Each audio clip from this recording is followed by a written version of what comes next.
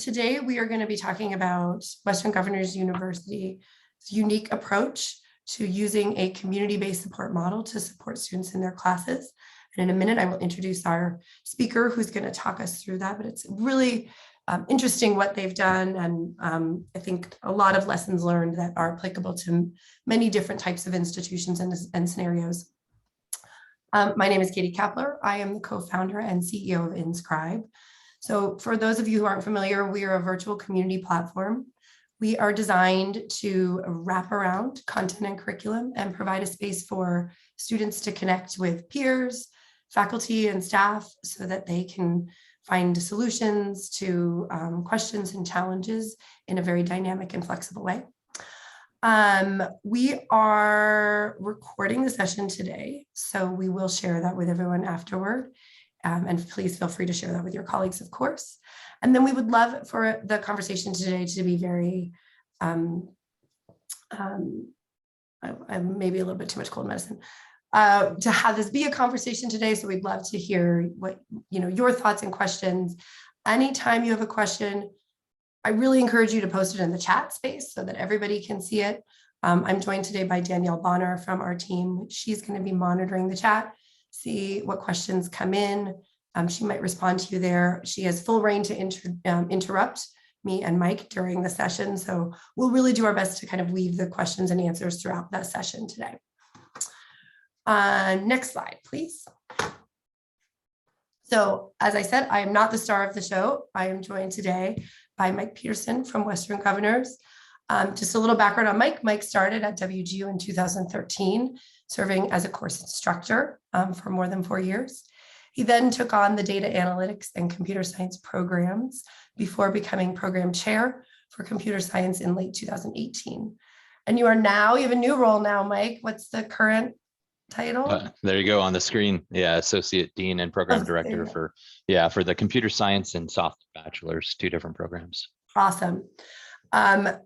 Before that, Mike was in the Coast Guard and graduated from Coast Guard Academy in 1991 and had a master's in computer science from the University of Rhode Island. I also went to school in Rhode Island. Mike brains a lot there, but it's very cool. And he has a PhD in information technology from Capella. Mike lives with his wife in Happy Valley, Oregon, and with 3 daughters who also have ties to WGU. So one graduated from the BSIT program. Like, what does that acronym mean? Bachelor's of Science in Information Technology. Yeah. Awesome. One is in her last year in the College of Business, and one is in her first year at Teachers College. So that's great. It's like bringing the whole family together. Yeah, absolutely. So great accolades, but I just have to say on a personal note, it's been really fun working with Mike on this project. He has a very innovative vision around how to tackle the challenges of supporting students academically, especially when you're working in sort of an innovative curriculum model and you're working with a set of non-traditional students whose needs aren't met by traditional support mechanisms. So I'm excited for him to share his story today. I think we're all going to learn a lot. Next slide. All right, so that's enough about us. We would like to learn about you. So if you have a moment, please introduce yourself in the chat. We'd love to know who you are, what institution you're from. And then one of the questions I always like to ask is if there's something really specific that you were hoping to learn today, that you're really curious about, let us know. Hopefully we're going to cover it in the content, but if not, that's a great sort of sidebar for us to go and dig in on and make sure that we talk about that as well. And then I believe to make that a little bit easier, Danielle, we're also going to put up a quick poll. I don't see the poll feature here on my screen. So do you have it on yours as the host, Katie? Maybe I do. Okay. I'm launching this poll. We just introduced the concept of polling into our, so just a really simple poll. Let us know which of these roles you identify with at your institution. And we know that many people wear many hats. So feel free to pick all that apply to you. And it'll just give us a sense of kind of who we have in the audience, and we can make sure that we kind of tailor the conversation that direction. So I'm seeing a wide variety of folks, a lot of people focused on support, student and faculty, a lot of people who are teaching in the classroom and working on curriculum design, leading executive strategy at the organization. So Mike, basically all of the above would be our answer in terms of thinking about who we have here today. So thanks, everybody. So at this point, I'm going to turn it over to Mike to tell us a little bit about his background and Western Governors for those of you who aren't familiar with the institution. Take it away, Mike. Great. Thanks, Katie.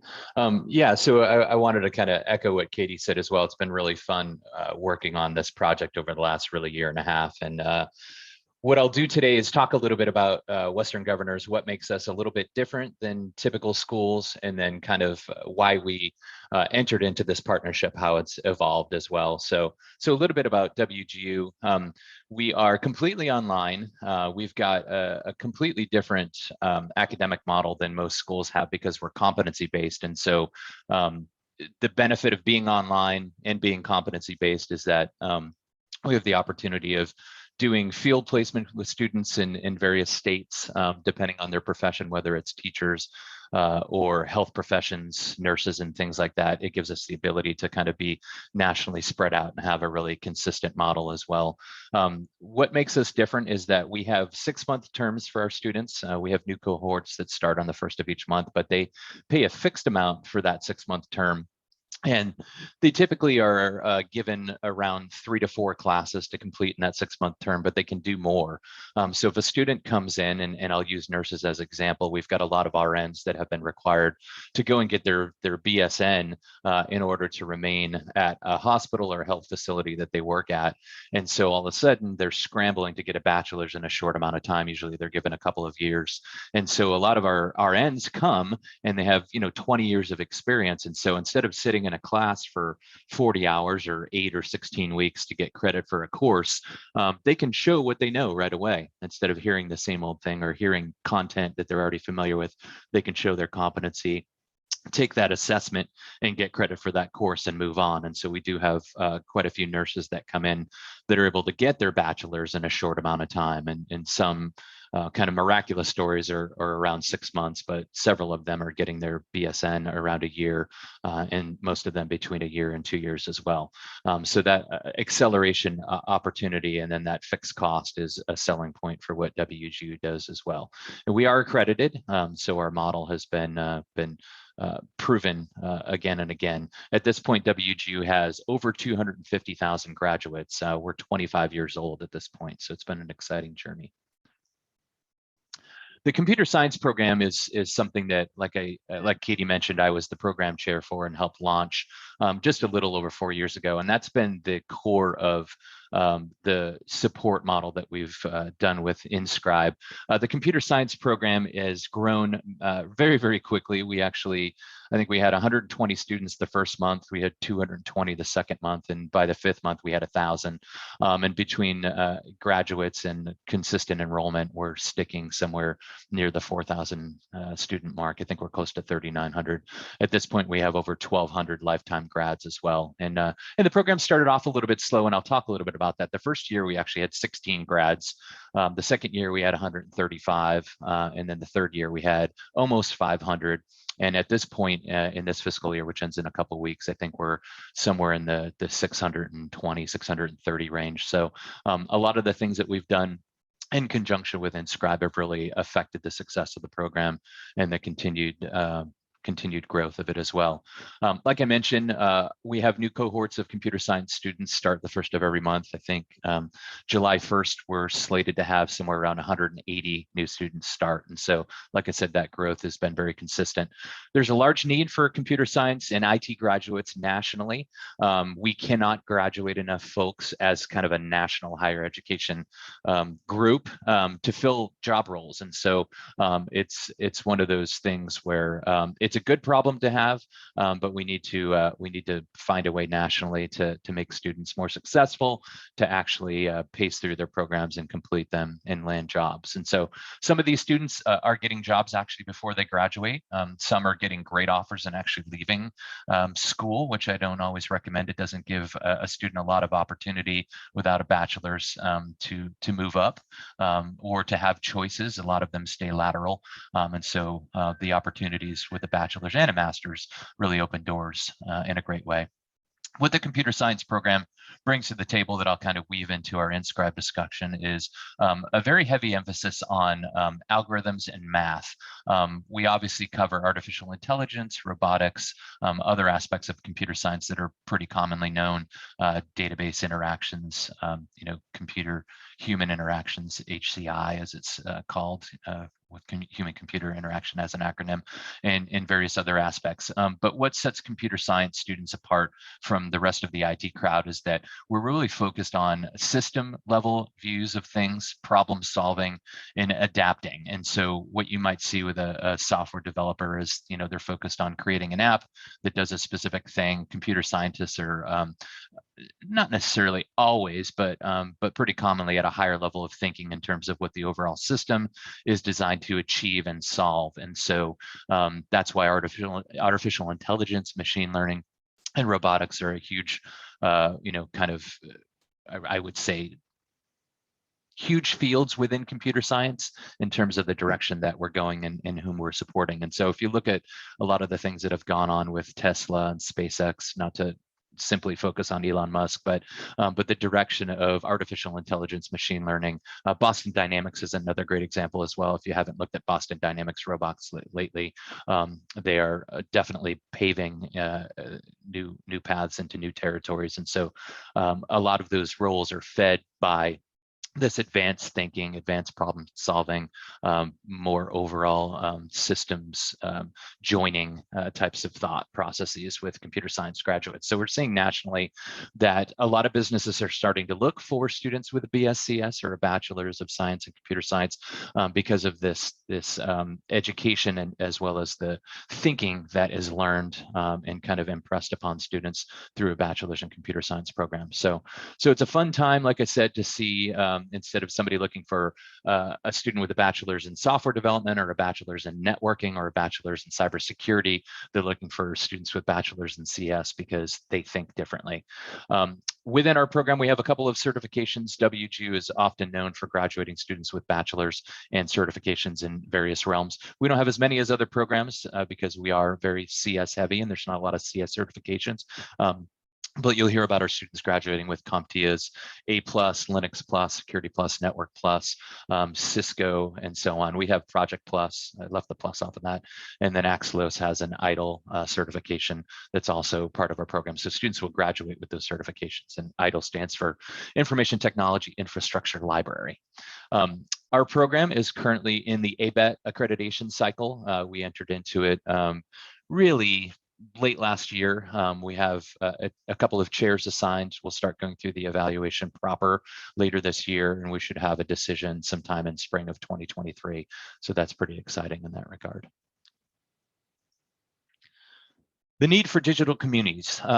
As I kind of alluded to, it's been really fun working on this project. And much like the webinar we're doing right now, I attended one of these a couple of years ago and met Katie and Ana Hernandez at the time. And I was looking for the opportunity for more complex interaction between students themselves and between students and faculty as well. And so a lot of what was presented by Inscribe raised the bar for some of the needs that we had. So our actual degree, like I said, requires some pretty complex interactions with math. To get into the computer science program, you have to have college transcripted pre-calc or higher to actually get into the program. And then once you're in the program, we have quite a few courses that integrate both programming and math. And so we have a overall calculus course, which is parts of Calc 1, Calc 2, and Calc 3 in traditional schools.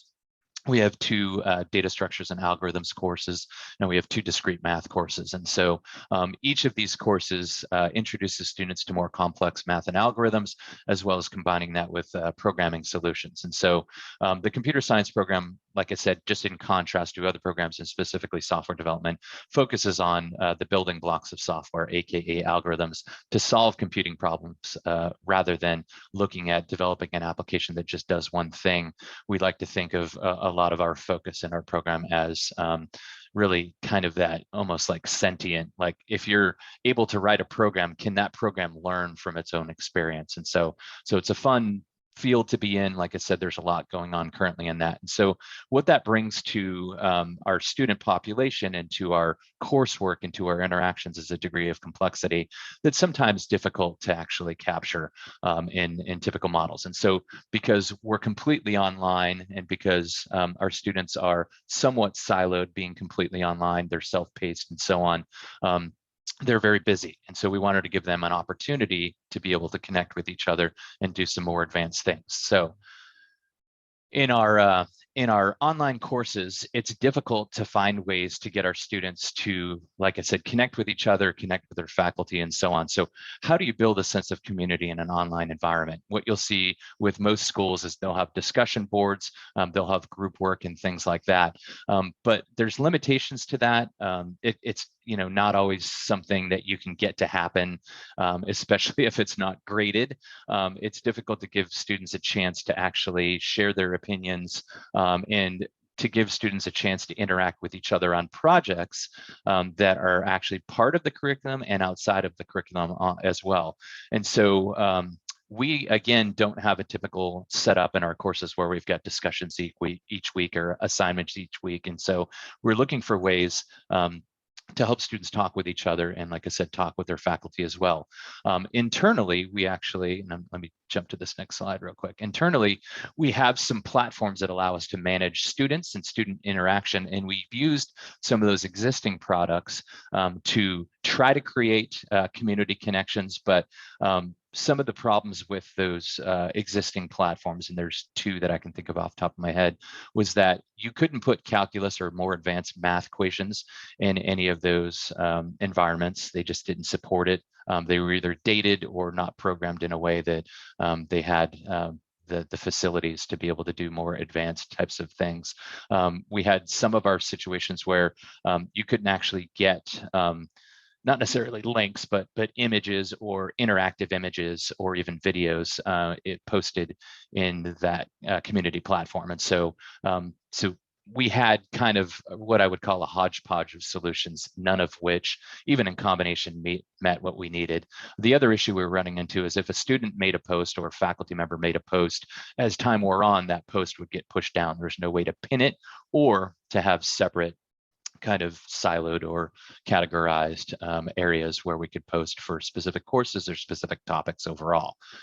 Enter Inscribe. And like I said, when I was very first working with Katie and Anna on developing this, the idea was, do we want something for an entire program or do we have a more immediate need? And so we had a more immediate need with our calculus course. Calculus is notoriously complicated.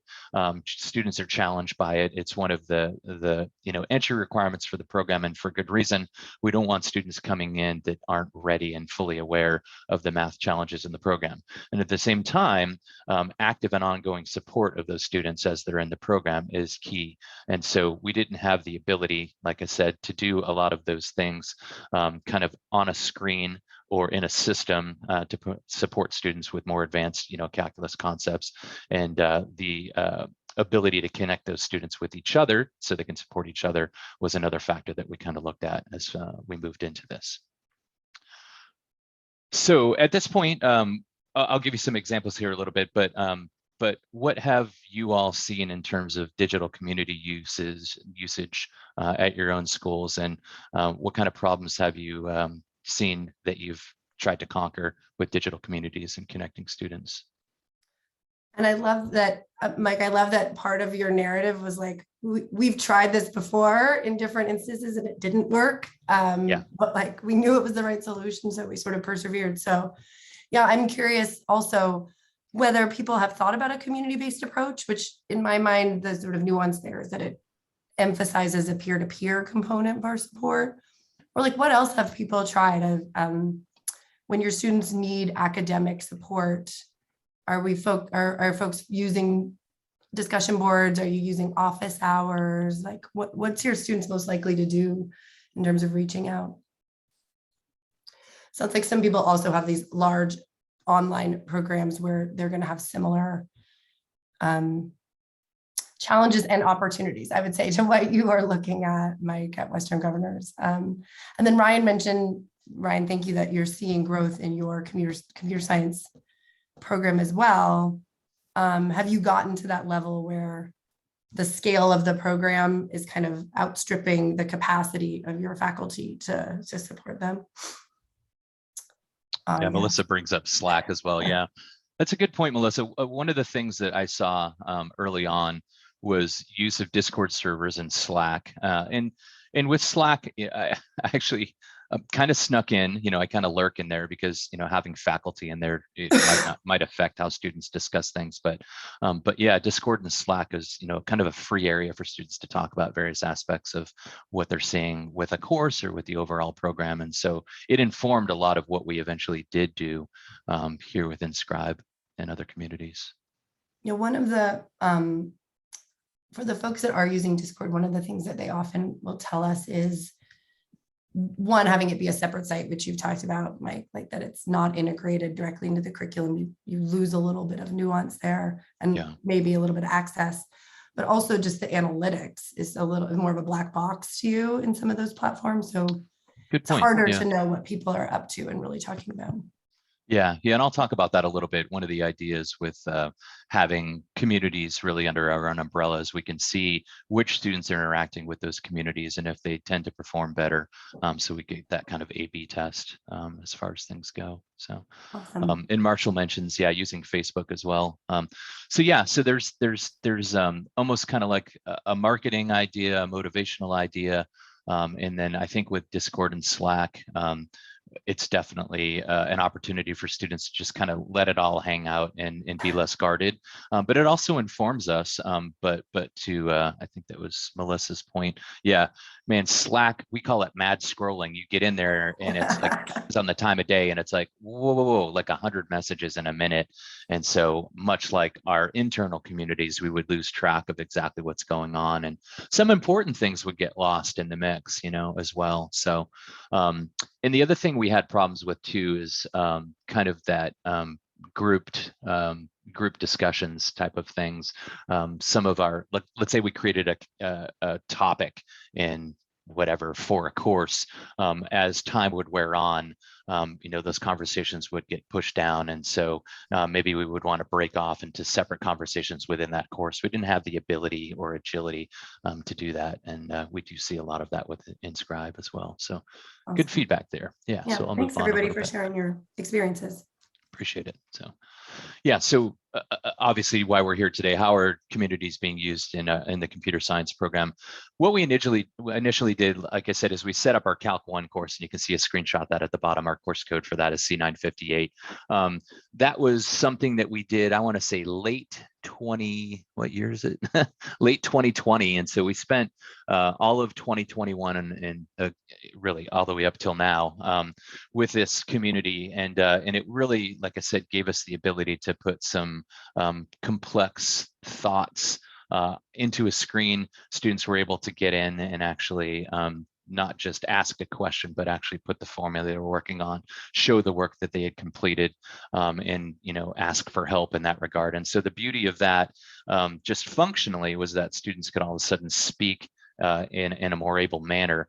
Additionally, what that gave us the option of doing was directly connecting the faculty with those students to answer those questions. And then subsequently, if a student came along and had the same question, boom, there was somebody else who had asked a similar question about a same topic and was able to actively see an explanation from a faculty or another peer student in the same class as well.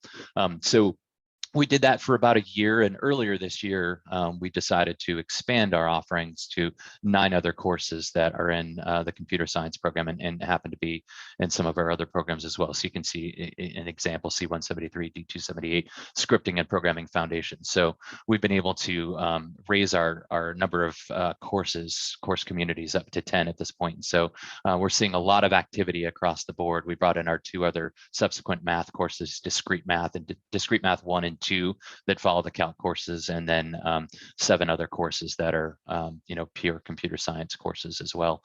So it's been really exciting to see the busyness happening here. The other thing we've been able to do in partnership with ZyBooks, and this might be on a later slide, but I'll cover it now, is ZyBooks is a learning resource for a lot of our courses. So when a student enters into a course, they're taken to a ZyBooks book that covers the course material, and embedded embedded in that ZyBooks book is not just the content, but a need help link. And so if a student has trouble with a specific topic, they click on need help. Embedded on that page pops up an Inscribe community related to that specific topic. And we've got a lot of this mapped directly to specific topics. So not only does it take them to Inscribe, it takes them to an area that is in support of that topic, where the faculty have either pre-populated information there, another student has posted in there, or it's labeled in such a way that the student can leave a message for faculty and other students and get a response very, very quickly. And so all of our teams are notified when a student posts in there, and that makes it so it's, you know, virtually synchronous in a lot of ways. And it's probably not at 2 a.m., but they get back to the students pretty quickly. So that's been a real boon in a lot of ways for what we've been shooting for in terms of interactivity. Here's our another scripting and programming course that we have, and you can see, you know, students are just very candid. Y'all, I need help, and so in there they'll very specifically either capture their problem or capture a section in the text, or sometimes, like I said, they'll actually recreate the work they've done using Inscribe's functionality to be able to, you know, put together a calc formula, derivative function, or something like that, and show exactly where they're struggling as well. So, and even got the phrase brain fart in there, so that person is as candid as it can be. So, so Mike, we had a good question from the attendees.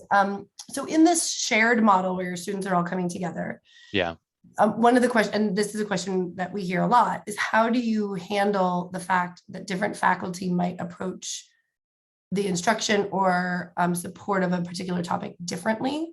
And then they did say, is this not a factor because of your competency approach and it's not traditional faculty? Or like, how do you guys think about that? Yeah, it's actually, I don't want to say it's not a factor, it's a positive factor, Marshall. So we have, depending on our course enrollment, and all our students are in one course at the same time, they just have different start dates or different spots. We've got a certain number of faculty that support our students. And so you will find varying approaches in terms of how faculty support the students. And so our students are assigned to a faculty member for each course that they're in, but we're also pooling our faculty in a way that if a faculty member's out of the office and a student needs help, either they'll email a shared inbox or they'll post in a community. Whoever's available will respond in that regard. So, what it brings to us is kind of a diversity and a well-roundedness in terms of responses to student needs. So, it hasn't been a negative thing. If anything, it's a positive thing. Now, I will say, if a student doesn't particularly jive well with a faculty member, they can move on to another faculty member that might explain it better. You know, everybody has their own way of communicating. So, in that regard, it brings kind of a positivity that students have more resources on campus. You know, they typically would have, you know, a faculty professor and maybe a couple of TAs. You know, they're kind of limited in that regard. Some of our teams are as large as 10. So they would have the option of rolling through all 10 if they needed to. Not that they usually find, you know, support pretty quickly in that regard, but again, it gives us some flexibility. So cheating or oversharing. Well, Rachel, we do monitor what's going on. And so if we find that students are sharing too much, then, you know, obviously there's a caution there. And like I said, I'm in Slack and Discord, and even there, I don't see oversharing. I see students genuinely wanting to help each other without giving away, you know, answers per se. We have two types of assessment at WGU: an objective assessment, which is multiple choice, multiple answer types of assessment. And then we have performance assessments, which are projects and papers. And so if we see students sharing questions and answers from an objective assessment, it's a big problem. They know not to. On the performance assessment front, everybody knows what the performance assessment is. The answers and responses to that come in very, very differently. And so they tend to support each other in a widespread manner. But we do keep an eye on that types of things. How many instances are there of need help and these are manually configured? Yeah, great question, Andrew. I would say pretty much every section we'll have some type of slide might have a picture. Yeah. Like, there you go. Yeah. There you go. Perfect. Yeah. Actually, it's funny. I was going to put this together last night. I'm glad you all did. I actually had the screen open and I was getting ready to screenshot it. And I was like, I'll wait till the morning. So yeah, here's a perfect example. So if somebody clicks on that need help link, what pops up on the right-hand side is examples of that content that other students have posted, or possibly something that faculty have preceded in that regard. So in terms of the number of instances, if we have kind kind of faculty populated content in Inscribe that we can connect to from ZyBooks, then you'll see a one-to-one match. If we don't, the need help will take students generally to a section, or maybe to the top level of the community as well, if we don't have anything specific. And then the student can actually post something, and then we can eventually kind of migrate that down to the level that it needs to be in ZyBooks. So that partnership, really that three-way partnership between us, ZyBooks, and Inscribe has been magic, trifecta in that regard. So yeah, so it's fully, and for anyone who doesn't know, ZyBook is a computer science and other courseware product from Wiley. So used pretty heavily in the computer science world, and I know it has some other areas that it does. But generally speaking, we look to integrate with, like, if you're using courseware products from another publisher, we believe, having that help be integrated directly into learning experience is really powerful. And that whole process is automated. So it's all done in partnership with the publisher, and you just turn it on and it's there, and there's no manual configuration required. Yeah, and that's our current partnership is with ZyBooks, but we have a lot of other resources, learning resources, companies that we've used, Udemy, Acrobatic, Smart Author. And so, so those possibilities are wide open depending on what your school uses. So, and Marshall, facilitator pool, not exactly. I mean, each of our students are assigned an instructor. So they have a faculty member that's assigned that they'll work with. If that and they don't work, more than 40 hours a week, or they shouldn't. And so really this facilitator pool for the communities, and then the shared inbox is typically when that assigned instructor is out of office, the student has the option. Or maybe the student doesn't want to work with anybody directly. We've got some students that are like, I don't ever want to be connected to a person, too much pressure. They'll want kind of a general response put out in the ether, or a question put out in the ether, and get a response in that regard. So in that regard, it would be a facilitated response, and maybe not the assigned instructor in that regard. So some students don't like to be tied down to just one person, or any person for that matter. Michael, great question. Possibilities of bullying. We don't typically see, I haven't seen that. So in our original community that we had for the computer science program, I had actual areas for each student by state. So I created one for each state. We have some students in Guam and Puerto Rico. And so students could connect with each other based on that commonality. I also had areas where they were in specific courses, they could connect with each other on those areas. And then some student created their own forums. They're working on projects, maybe open source projects by themselves. They would interact in that regard. I have never seen anybody be contentious in any way. So we do have very distinct kind of overarching what I would call a handbook for if you're going to be involved with the communities, behaviors and things like that. So we're pretty clear that, you need to be respectful of others and stuff like that. So we set the tone in that regard, but I haven't seen any of those issues, which is amazing, honestly, with 4,000 students and, quite a bit of activity in all our different platforms over the last 4 years, haven't had that issue. So, but I would love to hear if you all are seeing bullying in your course communities. I'd love to hear what you've done in that regard. So yeah, I think it's been interesting. The communities that Mike has put together at WGU have also seen a really high level of peer-to-peer support. So obviously the community is designed to enable that, but oftentimes you still see sort of instructors being frontline. I think in most cases, Mike, a student jumps in to answer another student before your faculty can even get in there, which I love. It does seem like it, yeah. And I will tell you, I've got several grads that are doing the same thing, like the Slack channel and the Discord server that are set up. Those are people that graduated a couple of years ago, and they're still trying to help students in that regard. So it's kind of fostering that, help your own type of thing. And so, I'm not surprised to see that within Inscribe as well. So. Wonderful. Good stuff. Yeah, great group questions. of people. Yeah, for sure. Yeah, so that's actually, I'll just show you kind of, if you wanted to ask a question or browse by topic, that's the interactive screen there. So Gordon, so this is your kind of your own personal Stack Overflow of asking and answering questions. Yeah, that's a good way to analogize it. Yeah, except for in this regard, we've got our faculty in the same community that are able to respond to those students, as well as students in the existing course as well. Stack Overflow is kind of like everybody in the world. So 7 billion opportunities with Stack Overflow. Here it's a little bit narrower, but same idea. Yeah, it's support in that regard. So expert answers automatically shared with all students in the community. Again, this is a perfect example where Teresita posted something, and then Sid Ruby, as one of our course instructors, responds with an answer here. So when you see a faculty response like this, again, it gives, it contributes to the population of support that we have in the course already, but it also allows us to tie back to ZyBooks for this specific section 3.4, so that when students hit that in the future, they automatically are taken to this response from Sid in that regard. So pretty cool stuff, very dynamic.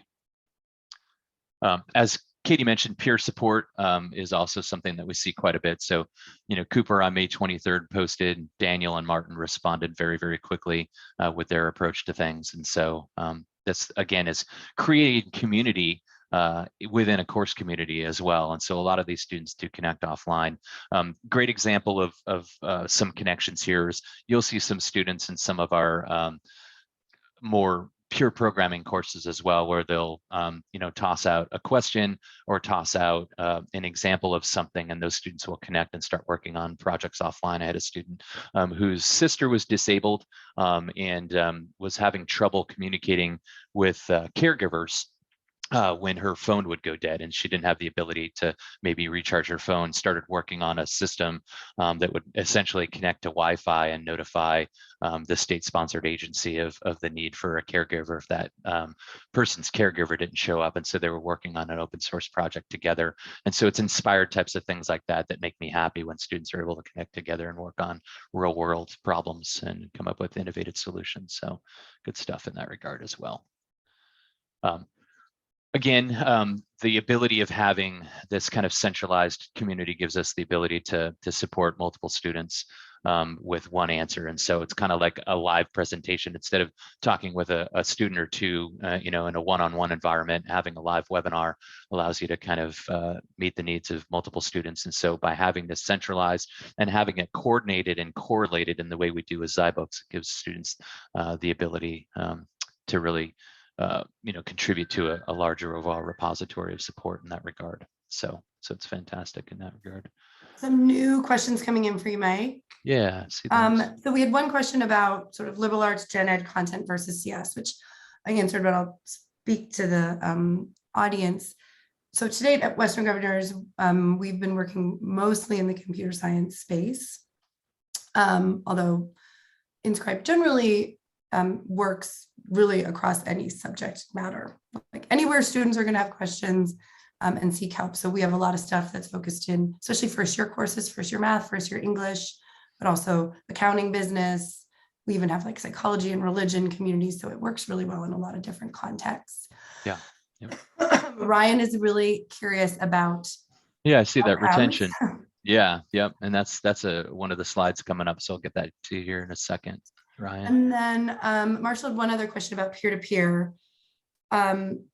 So in your communities, Mike, are you removing students if once they have progressed out of a course, are you removing them from the community, or are you allowing them to remain in there as sort of a alumni participant? Yeah, we're not. So as long as the student's enrolled in the program, they still have the ability to go back to previous courses and have access to that content. So we're not actively removing students while they're still WGU students. So yeah, I would imagine there's some people out there like, I feel like helping somebody today, and go back to calc. They have a heart for that. Maybe they end up being faculty at some point in the future, and they just love helping other folks in that regard. So we don't limit them past that. So and then alumni, yeah, alumni. So that's a good question. So we have some access that remains for students once they graduate. But for the most part, they lose access to what we call their degree plan and their courses. So they would consequently lose access to any integrated platforms as well. And so they typically do move.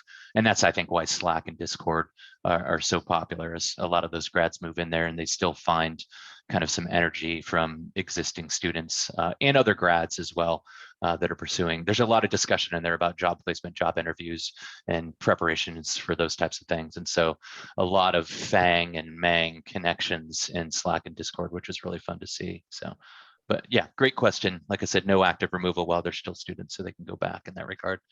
And then Ryan, I think these slides will kind of answer your questions. So overall community engagement, thousands of views, lots of answers to questions, quite a few active users, and very, very quick response. It's almost like our instructors are like, who's going to be the first to get in there and respond? And our students are also teaming up with those folks in their responses. So it's been really, really fun in that regard. And on our end, we've actually used some data analysts to take a look and see at students who have been involved in all of our communities. Do they typically pace better, faster? Are they more successful?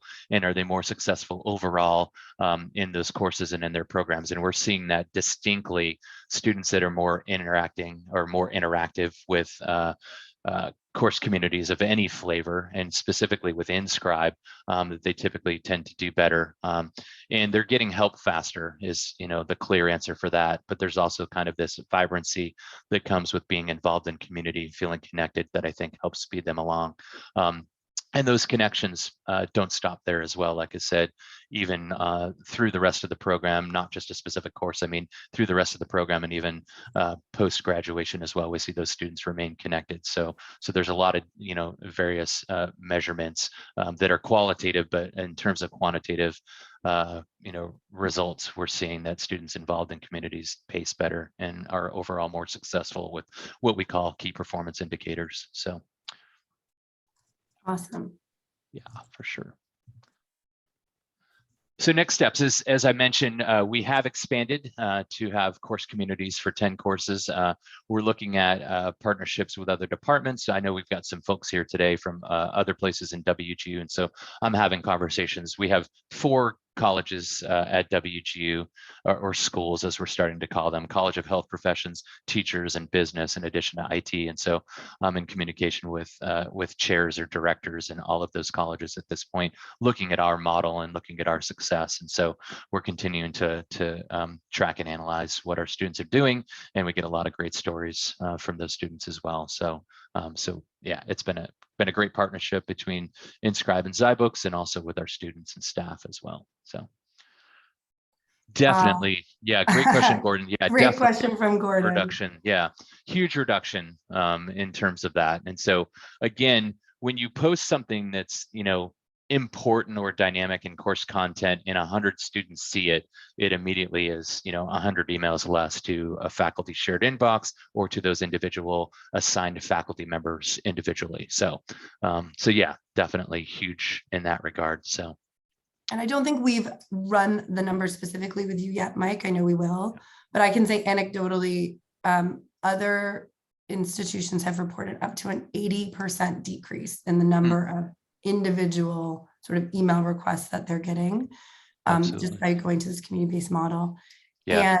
And I think there is that time to answer. I mean, that 30-minute time to answer is remarkable, because I know any email that comes into my inbox, if I respond to somebody within 30 minutes, that is like a miracle. So yeah, and I'll tell you, there's an excitement around it, and Inscribe has set things up so well that it's really fun to get into the Inscribe platform and see what you can do in terms of response, especially with the more challenging math courses.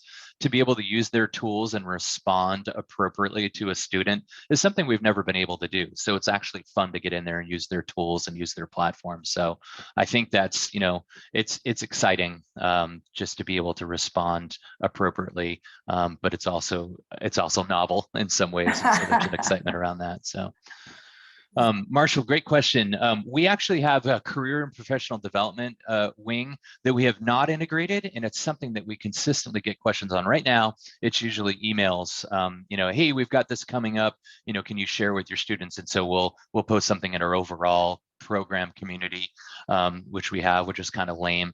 And so, to be specifically focused on courses within Scribe really kind of makes us think, what could we do to get to a spot where we had something for a program that integrates, kind of career support, career direction, things like that, much like we're seeing in Slack and Discord. So that is on our radar, especially with the new fiscal year coming up here soon for us. Wonderful. Yeah, and I think that's it. So yeah, if you guys have any other questions, feel free to throw them in the chat, and I'll put my contact info. I'd love to hear from any of you that want to stay connected Thank and you so want much. to converse. Yeah, and want to converse further. I think there's a lot of synergy as we kind of share our own situations. So. That's a good question, Andrew. Yeah, this is a pilot at this point.